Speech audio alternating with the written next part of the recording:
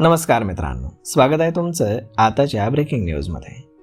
मित्रांनो, पुण्यामध्ये गेल्या काही दिवसांपासून अपघातांचं सत्र सातत्यानं वाढत आहे. त्यामुळे PMRTA आणि पुणे वाहतूक पोलिसांनी मिळून वाहतूक नियंत्रणासाठी काही महत्त्वपूर्ण नियमावली तयार केली असून त्यातील एका नियमाची अंमलबजावणी ही आजपासून सुरू होते.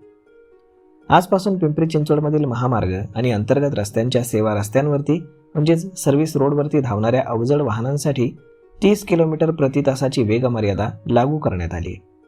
मंगळवारी पिंपरी चिंचवड वाहतूक विभागानं या संदर्भात माहिती देऊन ही नवीन वेगमर्यादा जाहीर केली. नवीन वेगमर्यादा ही आजपासून लागू होईल.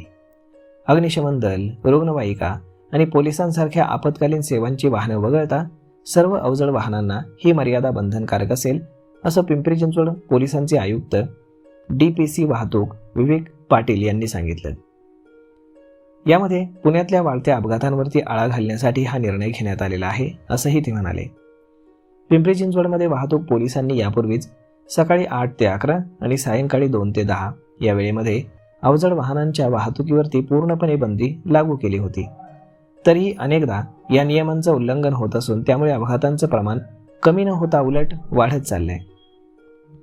या परिस्थितीवरती उपाय म्हणून गेल्या आठवड्यामध्ये पिंपरी चिंचवड वाहतूक पोलीस, RTO आणि PMRDA यांनी एकत्रित बैठक घेऊन अवजड वाहनांसाठी 30 किलोमीटर प्रति तास अशी वेगमर्यादा ठेवण्याचा प्रस्ताव मांडला होता.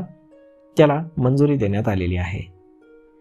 तर मग मित्रांनो, अशा पद्धतीनं जर तुम्ही पिंपरी चिंचवडमध्ये अवजड वाहन चालवत असाल तर ही बातमी तुमच्यासाठी अत्यंत महत्त्वाची आहे. कारण आता 30 किलोमीटर प्रति तासापेक्षा जास्त जोरानं वाहन तुम्ही जर चालवलं तर तुमच्यावरती फार मोठा दंड आकारण्यात येऊ शकतो. तर मग मित्रांनो, हा व्हिडिओ, ही माहिती तुम्हाला कशी वाटली हे तुम्ही आम्हाला कमेंट करून नक्कीच सांगा. आणि जर आवडली असेल तर आपल्या जवळच्या मित्रमंडळींसोबत देखील हा व्हिडिओ तुम्ही शेअर करायला विसरू नका. धन्यवाद.